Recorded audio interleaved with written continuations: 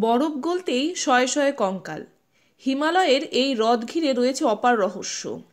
এক রহস্যময় হ্রদ, বছরের প্রায় ৮ মাসই থাকে বরফে ঢাকা, আর এই বরফ ঢাকা হ্রদ ঘিরেই রয়েছে অপার রহস্য।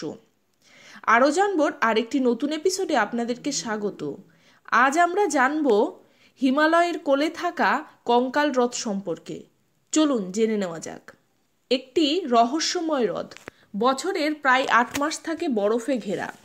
কিন্তু কি রয়েছে এই রহস্যময় হ্রদে? বরফ গলতে শুরু করলেই এই জলাশয়ের আশেপাশে একের পর এক কঙ্কালের দেখা মিলত এক সময়, যা নিয়ে আতঙ্ক ছড়ায় পর্যটক ও স্থানীয়দের মধ্যে। এই রহস্যময় লেক কোথায় জানেন? হিমালয়ের কোলে উত্তরাখণ্ডের চামেলি জেলায় ওয়ান গ্রামে অবস্থিত এই লেক, যাকে বলা হয় রূপকুণ্ড। সমুদ্রপৃষ্ঠ থেকে ১৬,৪৯৯ ফুট উঁচুতে অবস্থিত এই লেকের জলে এত কঙ্কাল কিভাবে এলো? ১৯৪২ সালে এক ব্রিটিশ রক্ষী বরফে ঘেরা এই লেকে প্রথমবার কিছু হাড়গোড় দেখতে পান। গরমে বরফ গলতে শুরু করলে হাড়গোড়ের পরিমাণও ধীরে ধীরে বাড়তে থাকে। প্রাথমিকভাবে ব্রিটিশদের ধারণা ১৯৪২ সালে দ্বিতীয় বিশ্বযুদ্ধের সময় নির্ঘাত জাপানিরা এই পথে ভারতে প্রবেশ করতে শুরু করেছিলেন। এই সময় তাদের পথ হারিয়ে ফেলেন এবং তারা দুর্ঘটনায় মারা যান। পরে ব্রিটিশ নৃতত্ত্ববিদ হাড়গোড়গুলো পরীক্ষা করে দেখেন হাড়গুলি জাপানি সৈনিকদের হতেই পারে না, কারণ এই হাড়গুলি অনেক প্রাচীন।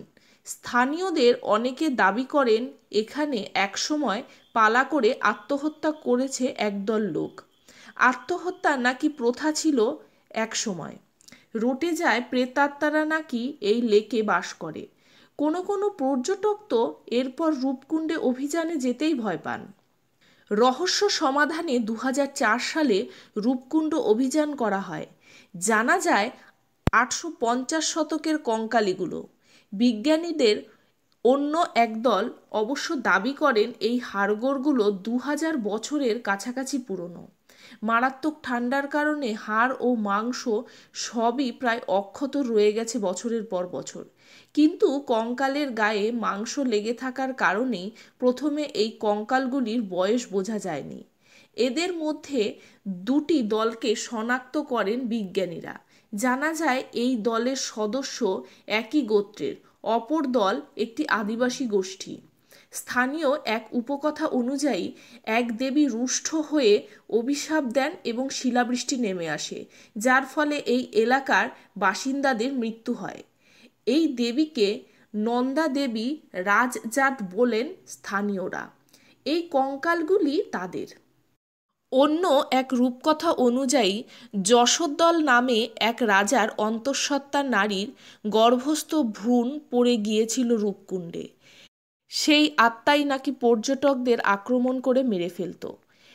সেই মৃত পর্যটকদের কঙ্কাল এগুলো। কিন্তু বিজ্ঞানীরা বলেন অন্য কথা। বহু বছর আগে স্থানীয় গাইডদের সাহায্যে তীর্থযাত্রায় এসেছিলেন একদল মানুষ, আর আচমকা শিলাবৃষ্টিতে সেই মানুষগুলির মৃত্যু ঘটে। প্রতিটি খুলির মাঝে ফাটল। এটি ছিল কঙ্কালগুলির বৈশিষ্ট্য। ছোট কিন্তু এই গভীর আঘাত থেকেই মৃত্যু হয়েছে বলে জানিয়েছেন গবেষকরা।